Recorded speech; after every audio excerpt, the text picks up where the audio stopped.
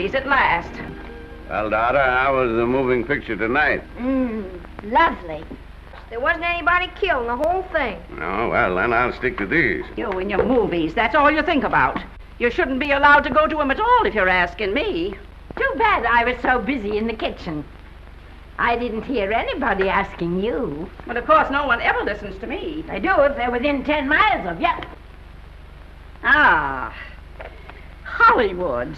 You know what she wants to do? She wants to go to Hollywood. Why, what would you do if you did go to Hollywood? I'd be an actress.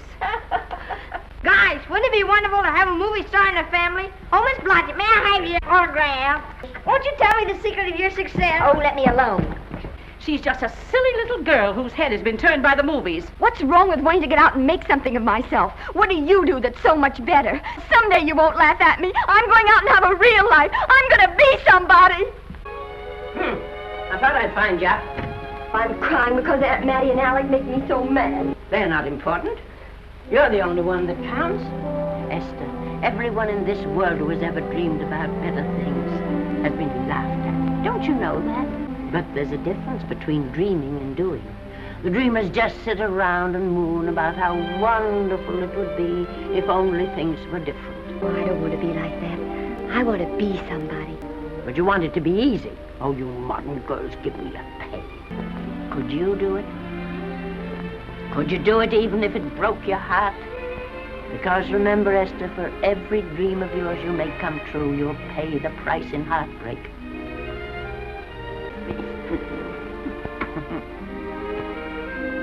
You won't let Mattie or any of her kind break your heart.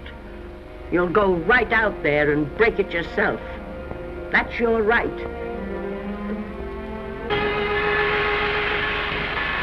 All aboard! Oh, Granny. Goodbye, Granny. Goodbye. I'll be waiting for you in those movie pictures.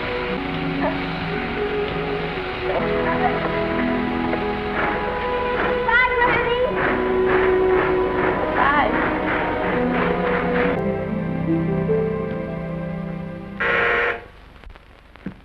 Day, week, or month? Well, it's a little hard to say. You see, I'm going into the movies. Well, you better take it for a week. $6, please, in advance.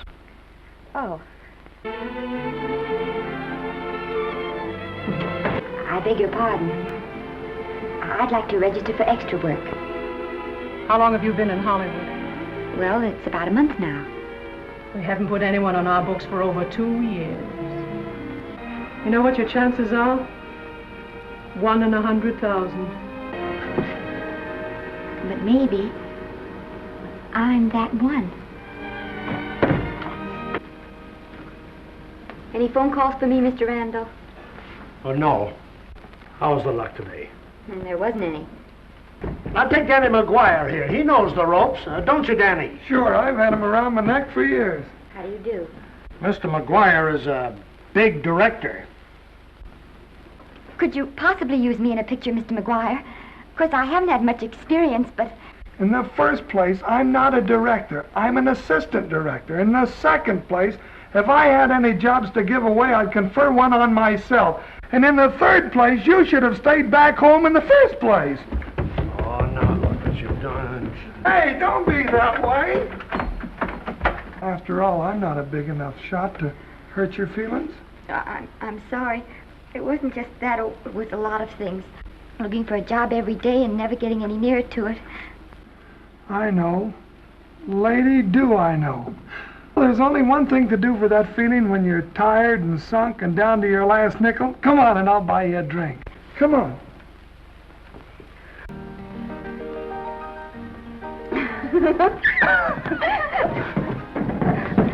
Another one of these and we'll open our own studio. Come in. Hello, Danny. Well, believe it or not, I got a job for you. Danny, that's wonderful. When do I go to the studio? It's not really a picture job. It's being a waitress. Oh. Well, it's waitressing for Casey Burke, the big director over at our studio. He's giving a party tonight. Well, there's going to be a lot of big people at Bert's house tonight, and I'll bet you there's any number of big directors, and if you're there, maybe they'll notice you. I could make them notice me. Sure you could, Esther. It's your chance. My chance.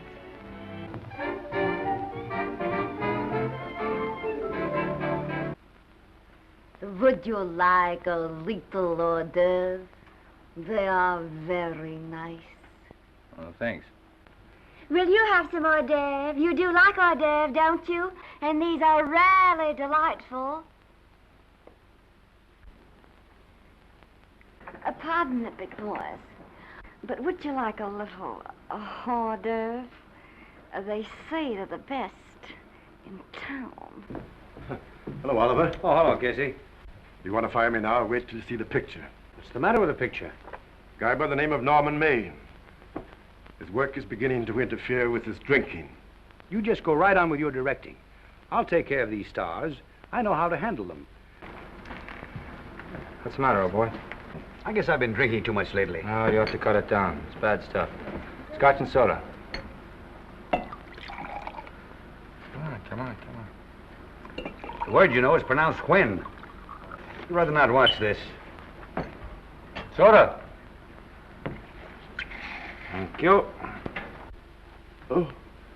You're a great star, Norman, but there's nobody so big that he can afford to have people refuse to work with him. It's all because you have to have a good time every day and every night. Listen, I've warned you for a long time, Okay, Norman. Oliver, you're a swell guy. You won't lose any money on me, I'll promise you that. And now I think I'll, have a little drink. Scotch and soda. Oh.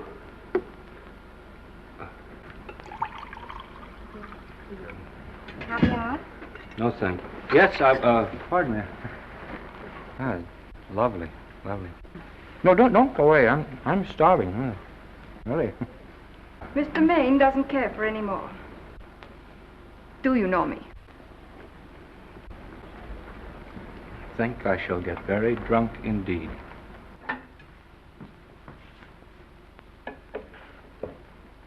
What's your name? Esther Blodgett? My name's Maine. I know. What's so funny? I was just thinking about all your fans and how surprised they'd be to see you here helping me put plates away. Are you disappointed? Yes. Yeah. You know, you have very pretty hair. You better get out of here. And a charming little Precisely why are you here instead of with the rest of the guests? Well, it might be that my old mania for putting plates away is coming back on me. You're being deliberately insulting, Norman. I put up with this for long enough. Dear, don't lose your temper. I know you'll excuse us if we go on with our work.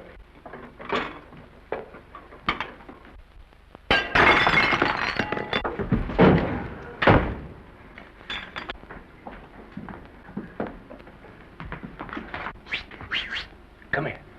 Help me up. Are you hurt? Come on, the wolves are on us. We gotta get out of here. Oh, I can't.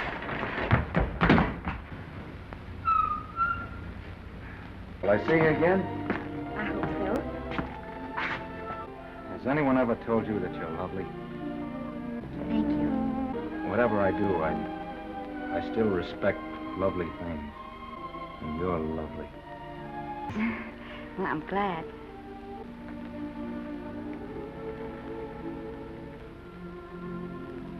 Good night. Good night. Hey! You mind if I take just one more look?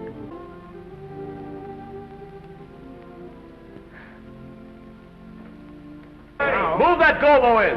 Put a silk on that broad. No, the Yankee. That way. Put a double on that 90. Bring it down a little. That's it. Now put it. This is just a test. Ready, Mr. Burke? Ready, Mr. Burke. Ready, Mr. Burke. Ready now, Mr. Burke. All ready, Mr. Burke. Ready now, Mr. Burke. All right, let's take it. Quiet! You'll soon know your name, Esther. The whole world's going to know it. All right. I'm ready. Roll 'em. Quiet. Hey. I'm glad you're with us, and good luck to you. And now I'm going to turn you over to our demon press agent, Libby.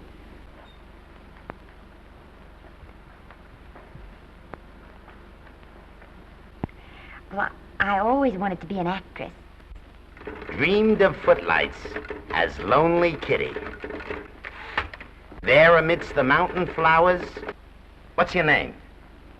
Esther Victoria Blodgett. Very truly. Do you know what her name is? Hey, we'll have to do something about that right away.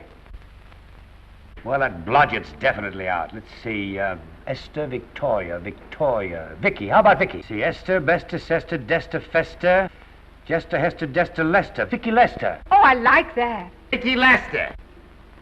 Vicky Lester. Studio discovers new starlet, a Cinderella of the Rockies. Her name is Vicky Lester.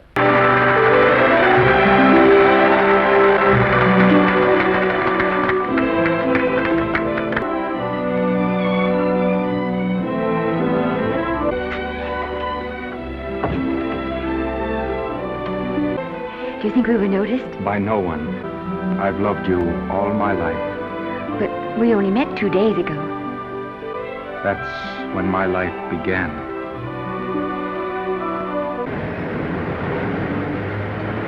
I'm afraid we have another hit. Huh? It's in the bag, neatly tied up with beautiful pink ribbons. Say, where are Norman and Vicky? I don't know. I thought you had them. Isn't it thrilling running away from people? Norman, it's so exciting, So new. A star is born. Come on, run.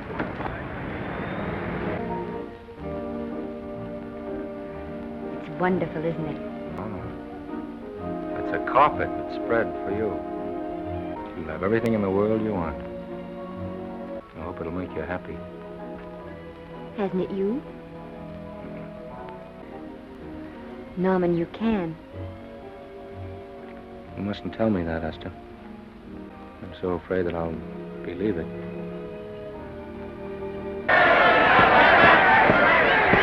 Shoot your right. Swell, isn't it? Lovely. What scotch you getting? You like it? Sure I do. You like me? Sure I do. That reminds me, will you marry me? No, thank you. Come on, gosh, you finish him. Why won't you marry me? Wasn't that dependable? Hey, shoot your right! Throw away your money? Break him up in there, break him up. Drink so much. Suppose I became absolutely dependable on all occasions. Yes? Hey, gotcha! He's got him! He's got him! He certainly did. We're going to be married. And bless you, my children. When's it going to happen? Oh, we thought we'd just sneak out sometime. Listen to this. The Squeen's ideal romance blossomed into breathtaking reality. But you see, we're going to elope. Sure you are. It'll be the biggest elopement this town ever saw. That's a charming match. A nice girl like Vicky. And public nuisance #1. Now, wait a minute, Libby. If you'll pardon my pointing, Vicky's business is her own. It doesn't require any comments. I wasn't making any comments. I just said it was a rotten shame. I pronounce you man and wife.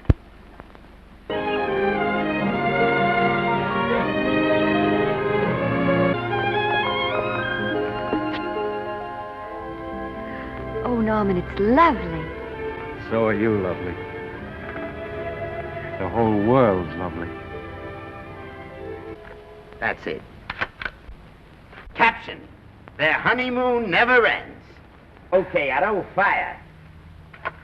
Caption. Their honeymoon begins anew. It's enough of both of them. What they're asking for is exclusives of Miss Lester. Alone. Well, come on, Oliver. Let you and me get exclusive. See you later, Vicky. Oh, hold that, Miss Lester.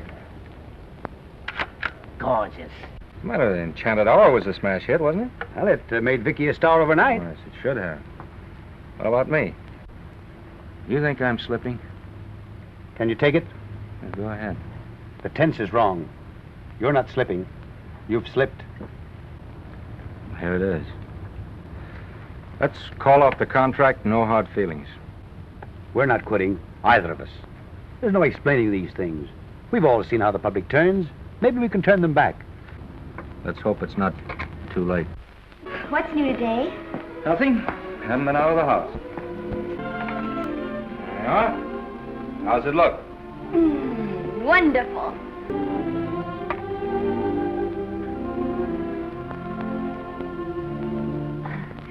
I'm afraid my mouth's not quite big enough. I'll measure it next time and make them to size. fact, I think I'll take those measurements right now.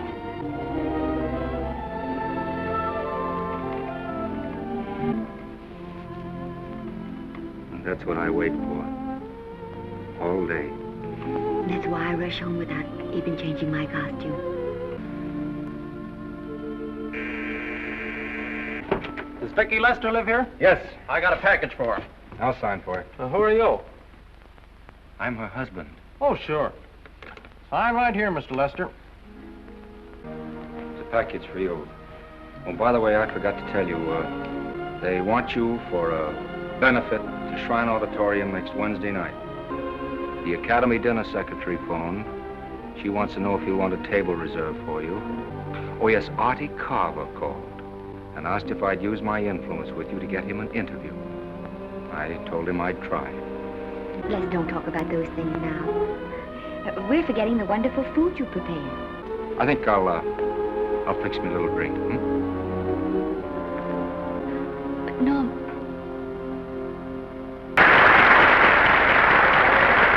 I wish Norman would come. Oh, stop worrying.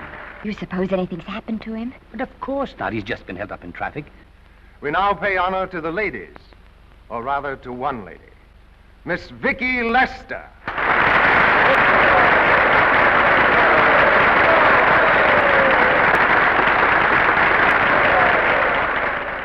When something like this happens to you... Hey, that's fine. Oh, this thing. That's a very pretty speech, my dear. Well, that's on that valuable little piece of bric-a-brac. Now I want to make a speech. I got one of those once for a best performance. They don't mean a thing. People get them every year. I want a statue for the worst performance of the year. Libby, start the music. Norman, darling, let's go and sit down. Come on, Norman, sit with us. Glad to see you, Norm. Hello, Norman. Somebody give me a drink.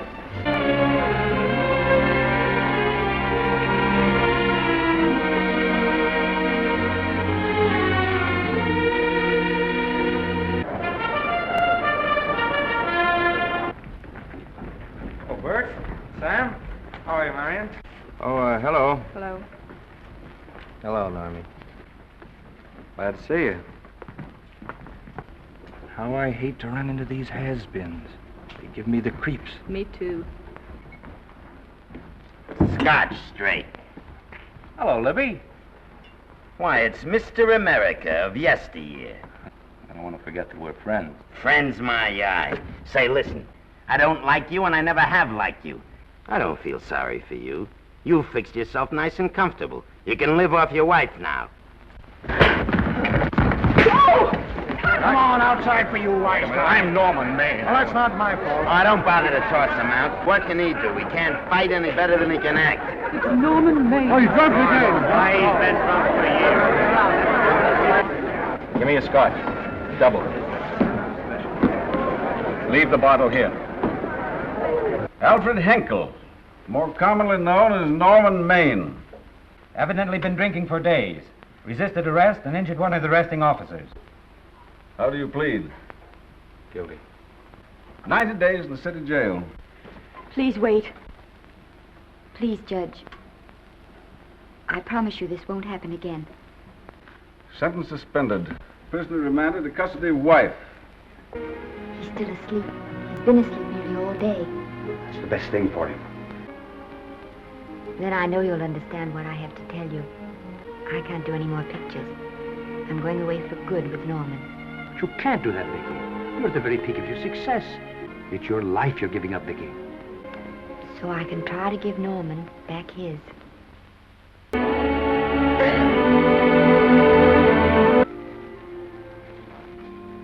darling. I was just playing a scene with myself. I'm just coming out of the jitters, and you're just going into them. I'll promise to brace up if you'll go on the wagon. I guess I have been drinking too much. And I'm going waiting out in our front yard.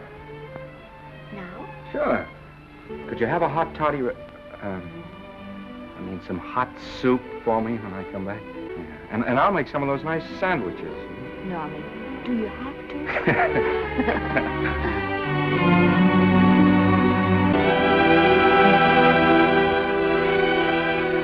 Now, don't stay in too long. Hey! You mind if I take just one more look?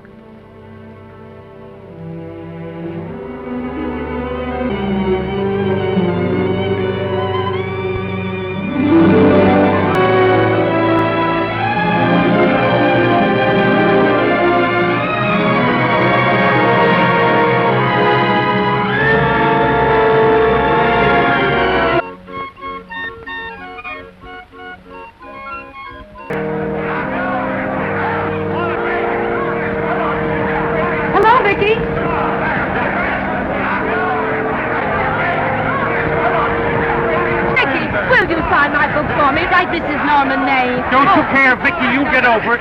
Don't you cry, dearie. He wasn't so much. Get up, buddy. Esther, Granny, darling. I came just as quickly as I could. But I'm going home. I sent you a wire yesterday. It's just that I can't go on. My heart isn't in it anymore. Once I told you, if you get what you want, you have to give your heart in exchange. And you said you were willing. It seems to me that you got more than you bargained for. I want to be strong, but I can't go on. I can't. Tragedy is a test of courage. If you can meet it bravely, it will leave you bigger than it found you. If not, then you'll have to live all your life with a coward. Because no matter where you may run, you can never run away from yourself. You know, Esther, I can't believe that wherever he is, he can be very happy, knowing that his death broke the spirit of the little girl he praised me so highly for raising. The car is ready, Miss Lester. We'll have to go now to make the train. Put the car back in the garage. Granny. The girl who has won the heart of Hollywood. The girl who has won the heart of the world. Miss Vicky Lester.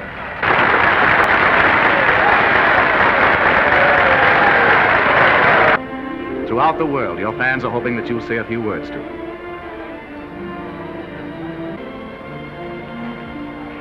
Hello, everybody. This is Mrs. Norman Maine.